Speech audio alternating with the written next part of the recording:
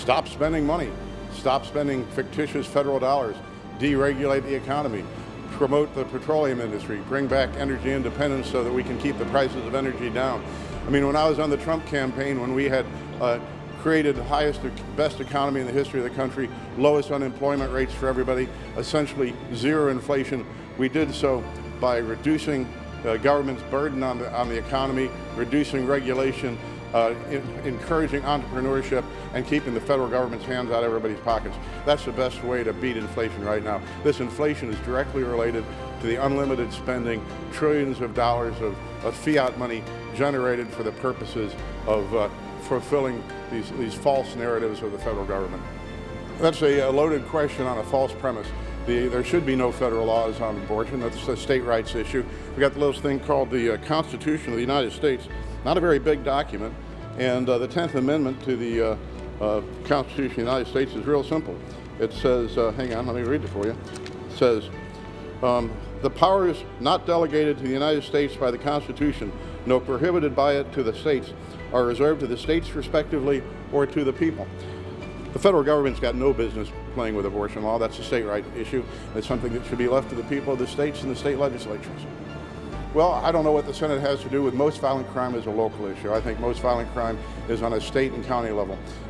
Law enforcement, of course, to the extent that there's any federal movement about to defund police or replace policemen with social justice or welfare workers, that needs to be done. But once again, I'm a big believer in limiting federal power to those things specifically granted to the federal government under the Constitution. And I don't think that the federal government should be involved in local law enforcement. I think that's up to the local prosecutor.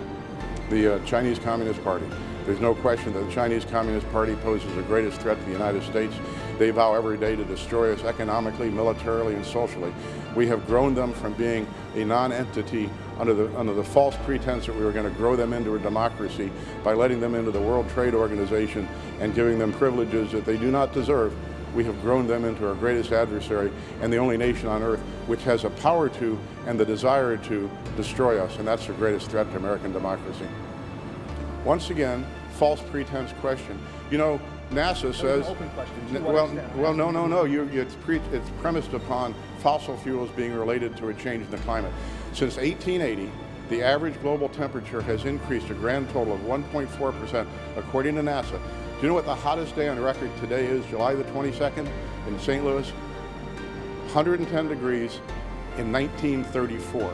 Do you think we're burning more fossil fuels now? Do you think there may be more cars now than there were in 1934?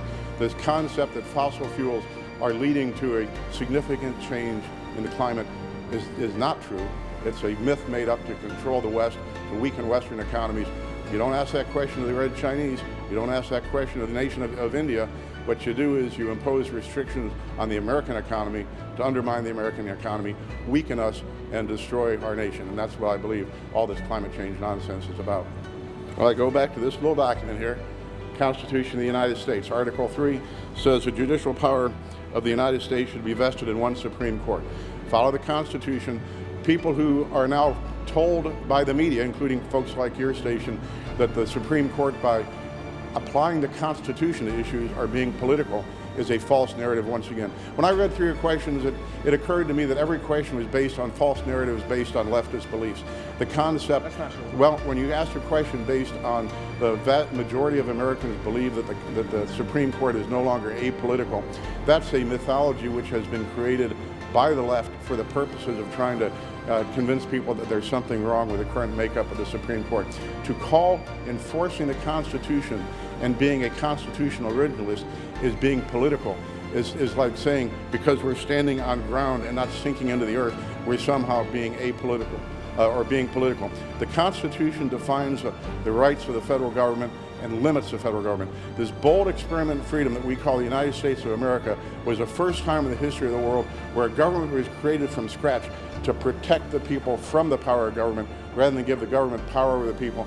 And to call the Supreme Court's enforcement of those limitations on the powers of the federal government political is just nonsense. So you're very interested in giving a civics lesson. Can you point to the page in your pocket Constitution that says how many justices should sit on the bench? There is nothing in the Constitution that talks about how many justices. That was the nature of my question. Well, no. Your question was based on the concept. Reshape or remake or reimagine the makeup, meaning number or the behavior, meaning the political appointment process of the court?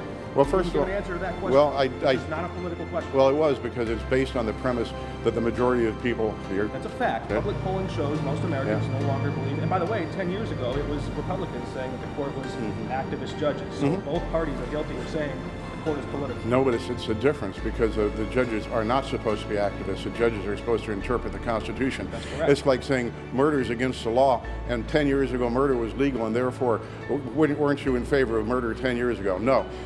The job of the Supreme Court of the United States is to apply the Constitution and decide what's constitutional and not to decide what the Constitution ought to be or might be or should be. I'm happy with the number of justices in the Supreme Court. I'm happy with the selection process. But what's going on right now is we've got rule by intimidation. We've got Chuck Schumer standing in the courthouse steps threatening justices of the Supreme Court. We've got the President of the United States encouraging people to violate federal law. Joe Biden stood on the Capitol steps on January the 20th of 2021 and swore to uphold the Constitution and the laws of the United States.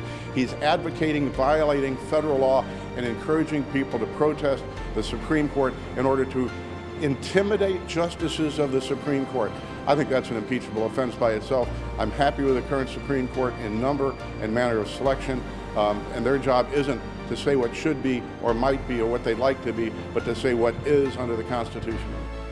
I would normally say the Second Amendment because without the right to keep and bear arms, the rest of our freedoms are merely hypothetical. I mean, when the founders created the Second Amendment, it wasn't to, as Joe Biden would say, shoot Bambi wearing Kevlar. It was to make the federal government not the exclusive monopolistic power structure, to keep the federal government from having exclusive monopoly on power. But I'll say this, under the current environment, I think the most important amendment is the 10th Amendment, limiting the federal government, keeping the federal government out of states' rights, respecting the fact that this is a republic made up of 50 independent states with a federal government that's there to provide for the common defense, and I think we need to limit that government again. This is supposed to be a government by the consent of the people, and it's time for us to pull back that consent and limit that government and give the states back the powers that the Constitution guarantees them. A favorite movie I can do real easy, that's Life with Father, something probably 99% of all your listeners have never heard of. But it's a fun movie about an eclectic family in New York City in the turn of the last century. Favorite book? I'll tell you one thing that I found very influential. It's a book by a guy named H. Montgomery Hyde called Stalin, Portrait of a Dictator. If you ever want to see what's going on in this country today, read that book. I like classic 70s rock and roll. I also like reggae.